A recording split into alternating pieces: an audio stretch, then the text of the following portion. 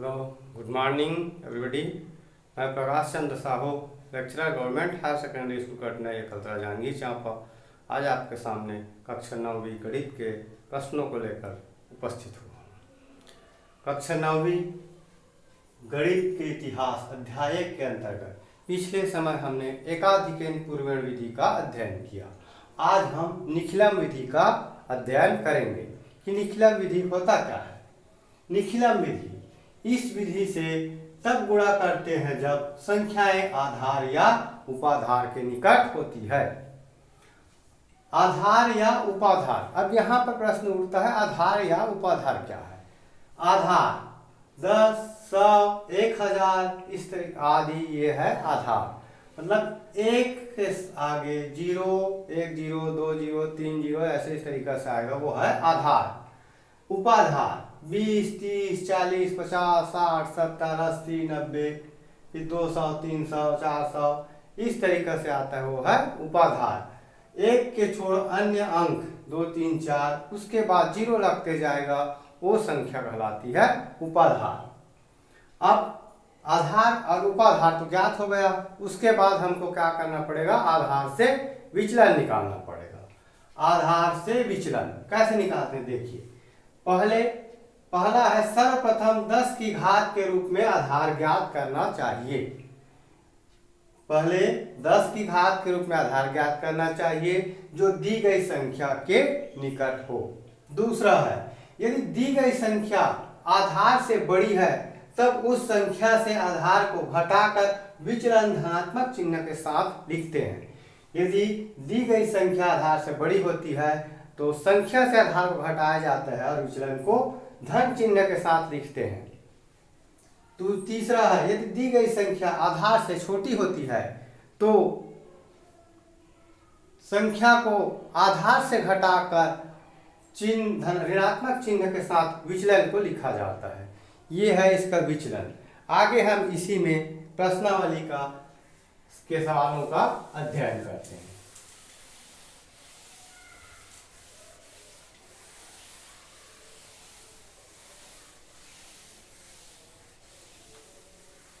प्रश्नावली 1.6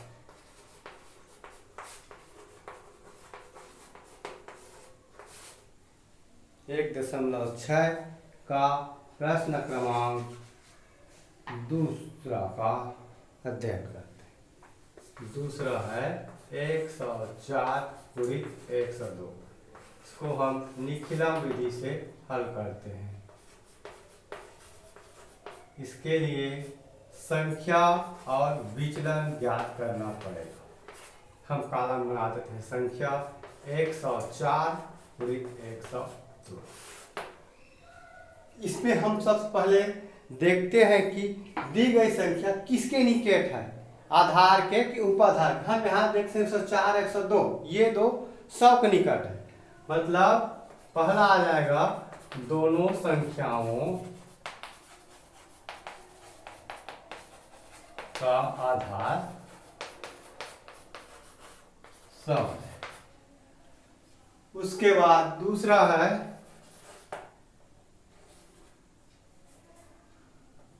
संख्या 104 का आधार 100 से विचलन। इसका हम विचलन निकालेंगे दी गई संख्या 104 का आधार 100 से। ये हो जाएगा, यहाँ पर देखते हैं 104 100 से बड़ी है तो संख्या से विचलन आधार को घटाया जाएगा। 104 ऋण 100 बराबर ये आ जाएगा धन 4।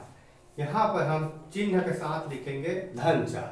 उसके बाद तीसरा आता है संख्या 102 का आधार 100 से विचलन।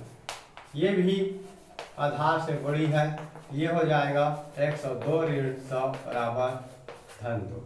ये धन 2। अब तीसरा पॉइंट आता है इसका उत्तर का दायां भाग।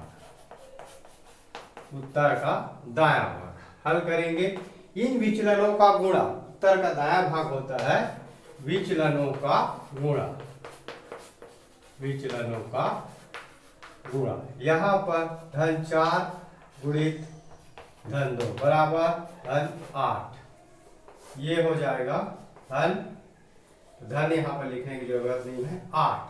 अब यहाँ हमको एक चीज ध्यान रखना पड़ेगा, आधार 100 है, इसके साथ 2 जीरो लगा हुआ है, 2 शून्य है, तो यहाँ पर जितना शून्य आधार में रहेगा यहाँ विचलनों का गुणनफल में उतने अंकों का होगा। यहाँ 2 शून्य है तो 8 एक अंक है, इसके आगे हम जीरो लगाकर इसको 2 अंक बना लेते हैं, तो ये हो जाएगा इसका उत्तर का दायां भाग।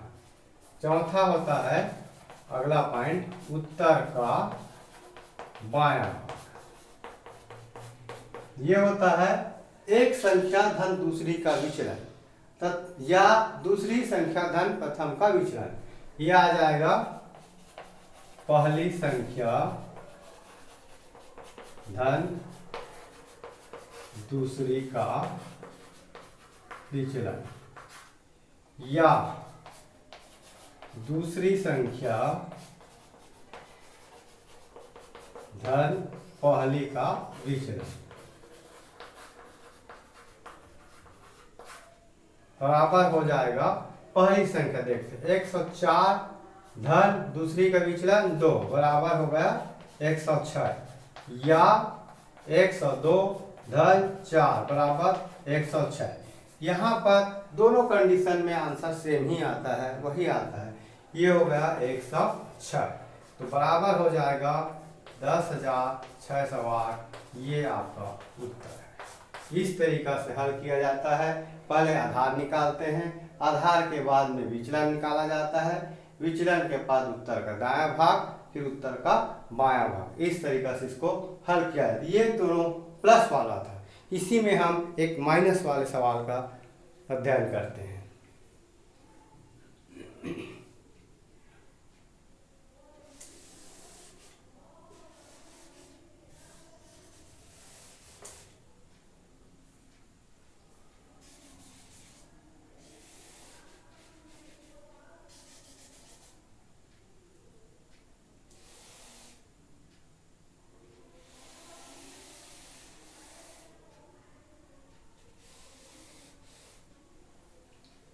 इसमें अगला सवाल है छठवां 96 गुणित 107।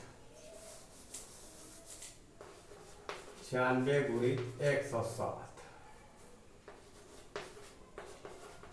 यहाँ पर देखते हैं 96 गुणित 107, ये दोनों भी क्या है 100 के निकट है, अतः इनका भी हम आधार 100 लेते हैं। तो दोनों संख्याओं का आधार 100 है। अब पहली संख्या 96 का आधार 100 से विचलन। यहाँ देखते हैं ये दी गई संख्या 96 आधार 100 से छोटी है, अतः ये हो जाएगा 100 ऋण 96, ये होगा 96 ऋण 100 बराबर ऋण 4, ये होगा ऋण 4 चिन्ह के साथ।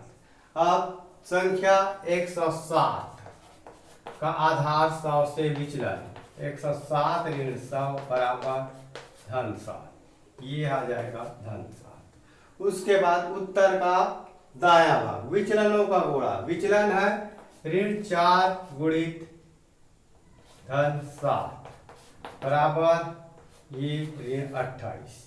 यहाँ 28 2 अंकों में आता है, आधार 100 है, 2 शून्य है और ये 2 अंक है तो जरूरत नहीं है इसमें। ये 28। अब ये आया है माइनस में ऋण, तो हम बगल में यहाँ पर सामने माइनस न लिख के इस कंडीशन में ऊपर में हम बार लगाते हैं, ये ऋणात्मक चिन्ह को दर्शाता है। फिर उत्तर का बायां भाग, पहली संख्या धन दूसरी का विचलन या दूसरी संख्या धन पहली का विचलन।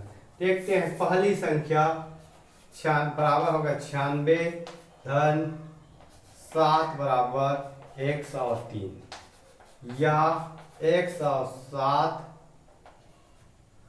धन कोष्टक में ऋण 4 बराबर 103। दोनों कंडीशन में इसका आंसर आता है 103 बराबर हो गया 103 28 के ऊपर बार। अब आगे हम इसको हल करेंगे। यहाँ डायरेक्ट यहीं से उत्तर नहीं होगा और इसको हल करना पड़ेगा।